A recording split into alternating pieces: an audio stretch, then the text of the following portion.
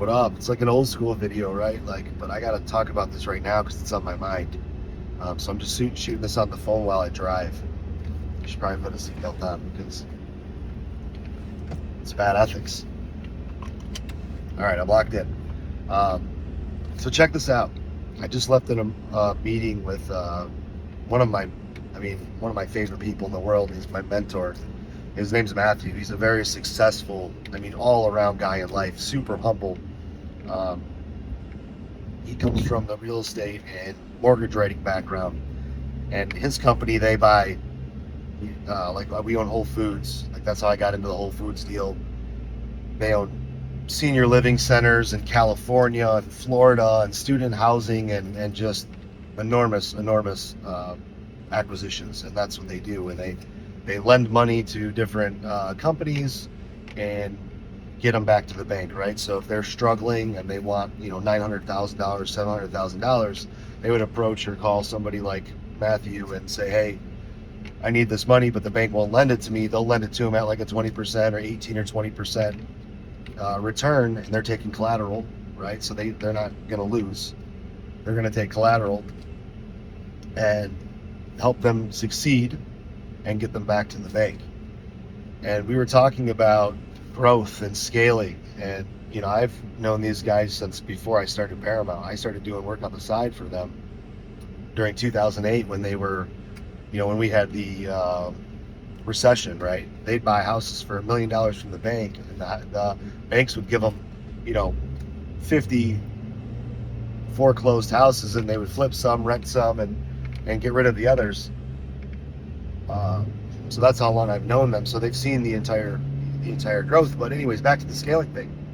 We were talking about commercial and how I'm really getting into commercial, and we're really trying to scale that thing and move it along and growing that thing and getting to the other side of the state.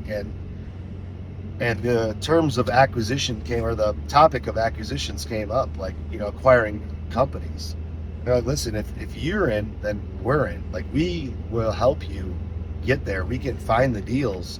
We can talk to the brokers, negotiate the deals, and this is what we do all day long. And I was like, well, it'd be a lot quicker to build this kind of a business because commercial's not PPC and SEO and yard signs and that's not how you do that. It's all about who you know in your inner network. So if I can acquire some of these companies that are, around the Michigan area, flat roofing companies, acquire their Rolodex of their builders and GCs and business owners and different people and people they're associated with, right? Plus the properties, the real estate, the crews, and everything that comes with it, right? The equipment. It would be a catapult to where we're trying to go. And we were talking about this, and this is where kind of the topic of the video is. What I'm thinking right now is, like, if not now, when? Like, I can keep beating the drum and build this thing, and I'm fully capable of building it as big as I want. And I truly believe between the talent I have and myself that I can do that. But why am I waiting? Like, if not now, when? Like, is there something you're thinking about where it's like, dude, the economy's bad, I'm trying to time the market right? Like, the economy's always iffy, right? Like, it's never going to be crystal clear again. Like, shit's never going to be easy again. And people are waiting to make real estate transactions for the feds to drop the rates. It's like, dude, why? Like, you don't know.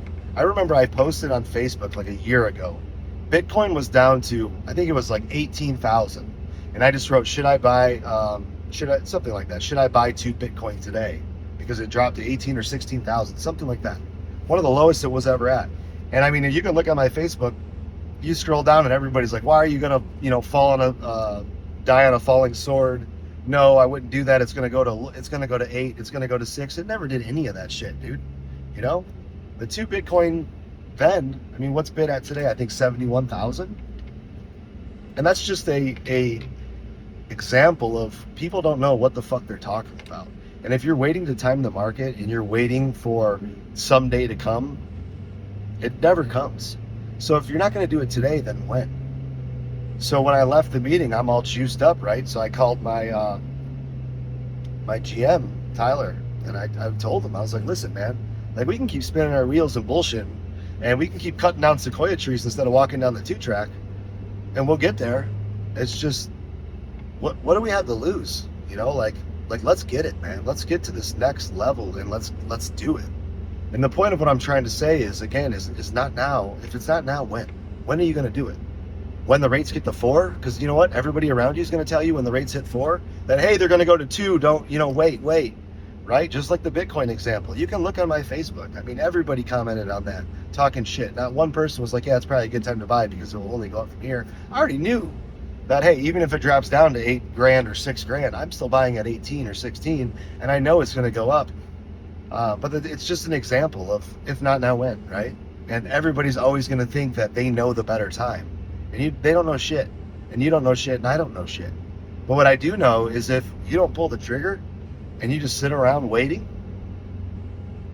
I'd rather pay a high interest rate than wait, right? Like, I'd rather pay $26,000 for a Bitcoin and have it go to 71 than not buying it at all, right? Even at 71, even if you're buying Bitcoin today, right? I mean, chances are it halves, it's going to go up. And I don't want to get into the crypto world and shit, because that's not what this video is about. But the video is about, if not now, when.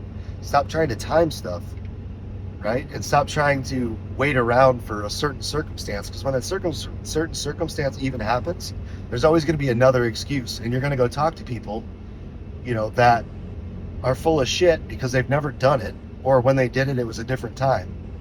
And they're going to tell you to just keep waiting. Like, fuck waiting. We're not waiting anymore, right? Like, if not now, when? If not now, when? Like, that decision that you're trying to make in your head, regardless of what it is, like, if it's not today, if you're not making that decision right now, right, to stop smoking, stop doing whatever you're doing, stop, waiting on acquisition or going and doing whatever you're destined to do. If you're not going to do it today, when? Because one thing I promise you for sure is, you're going to find a different excuse to make when the time in your head you think happens.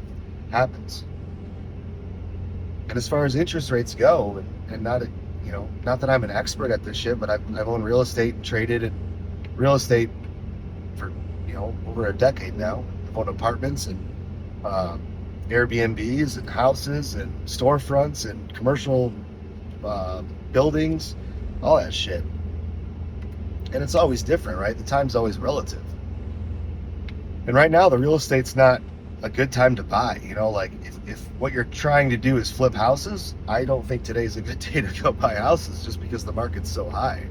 But I think there is other opportunities to really catapult your business or whatever goals you have in mind, and position yourself to be ready, and to be ready to unload.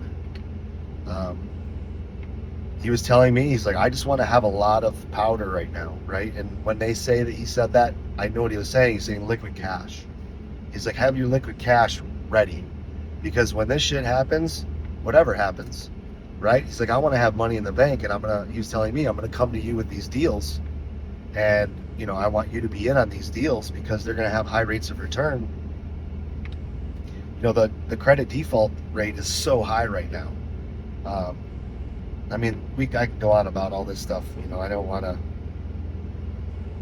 open the door to just a bunch of bullshit comments, but shit's going on, right? And when shit goes on, the most beautiful thing about when shit happens and the economy goes down, right, is talent and opportunity goes up, right? When the market's super high and everybody's working and making great money, it's really hard to acquire great talent. It's really hard to acquire great properties. It's really hard to do things. But when everything's low, it's really easy. But the problem is that voice in the back of your head, or your parents that actually never bought any investments in their life, or your friends that aren't making what you're making, or don't have the vision that you have.